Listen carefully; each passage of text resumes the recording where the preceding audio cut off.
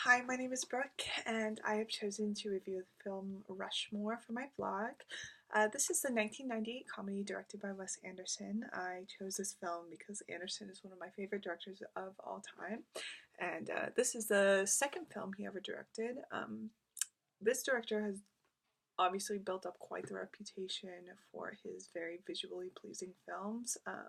He always has really consistent color palettes, meticulous set design, and of course the infamous centered shots. But in my opinion, this film has a lot less of the quirky Anderson-esque qualities of some of his later films that I think that he has become known for, but I don't think that's bad at all. I think that it makes this film a lot easier for widespread audiences to enjoy, which I think is great. Um, so anyway, this movie follows the journey of a sort of American hero, Max Fisher, played by a young Jason Schwartzman, who has this deep love for this prep school that he's attending, Rushmore Academy. He gets so invested in the school and his extracurricular activities that he ends up neglecting his grades and eventually gets kicked out of the academy for these stunts that he's pulling. And along the way, he meets Bill Murray's character, Herman Bloom. And the two form a really unique friendship, mostly based on their adoration for this beautiful school teacher, Rosemary Cross, played by Olivia Williams. And their friendship eventually turns into kind of a battle for her affection, and you see their relationship deteriorate throughout the film.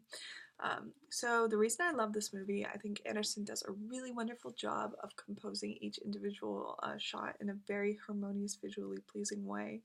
I don't think, like I said before, I don't think that it's quite as like quirky as some of his newer films, but in the same respect, I don't think he tries to overdo it as I don't think he tries to overdo it at all. I think it's so easy to fall into a pattern of trying to make really weird characters and really weird situations and really weird sets.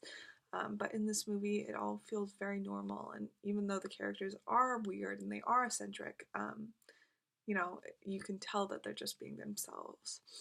Um, so I think he create characters that are really easy to love, which is a reason this movie is so endearing, because we're able to sympathize with their endeavors. Max Fisher is this kid pursuing young love for maybe the first time in his life. Herman Bloom is trying to escape this awful loveless marriage and a family that doesn't respect him. And of course, Miss Cross is dealing with the grief of losing her husband, who she loved very much. And I think Anderson kind of blurs the lines of who we're supposed to be rooting for in this film. You fall in love with Max and you fall in love with Herman Bloom, and by the end of the movie, you don't know who should be coming out on top. And even the antagonists of the story, like that angry Scottish boy, I can't remember his name, but in the end, he comes out to be enjoyable.